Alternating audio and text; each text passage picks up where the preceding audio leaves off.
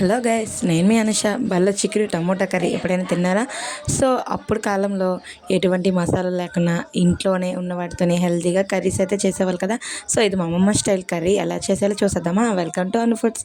నేను మీ అనుష. నా channel first time చూసినట్టయితే ప్లీజ్ సబ్స్క్రైబ్ గైస్. ముందుగా కొంచెం ఆయిల్ వేసేసుకొని, కొంచెం జీలకర్ర వేసేసుకొని, చిన్నగా తరిమి పెట్టుకున్న ఉల్లిపాయలు, టమాటా ముక్కలు కూడా వేసేసుకొని, ఒక అల్లం చిన్నగా దంచి అందులో వేసి బాగా మగ్గిన తర్వాత అందులోనే మనం చిక్కుడులు ఉన్నాయి కదా, అవి అందులో వేసుకొని కొంచెం సాల్ట్, కొంచెం ఉప్పు కూడా వేసుకొని బాగా ఫ్రై చేసుకోవాలి. అది బాగా ఫ్రై అయ్యేంత వరకు మూత పెట్టేసుకొని, తర్వాత మూత తీసి బాగా కలుపుకొని, దానిలోనే కొంచెం ధనియాల పొడి, తర్వాత కొంచెం కారం కూడా వేసేసుకొని బాగా కలుపుకోవాలి. ఇలా ఒక 10 నిమిషాలు వేగనివ్వాలి. ఇలా వేగడం వల్ల కర్రీకి కారం బాగా పడుతుందనమాట. సో బాగా వేగిన తర్వాత దానిలో కొంచెం అంటే కొంచెం వాటర్ వేయాలి, ఎందుకంటే చిక్కుడుకాయ ఆల్రెడీ బాగా ఉడికిపోతుంది.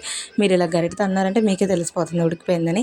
తర్వాత కొంచెం వాటర్, అది ములిగేంతవరకు వాటర్ వేసుకొని మూత పెట్టుకొని లాస్ట్లో కొంచెం చక్కెర వేసుకోండి. చాలా అంటే చాలా టేస్ట్గా ఉంటుంది.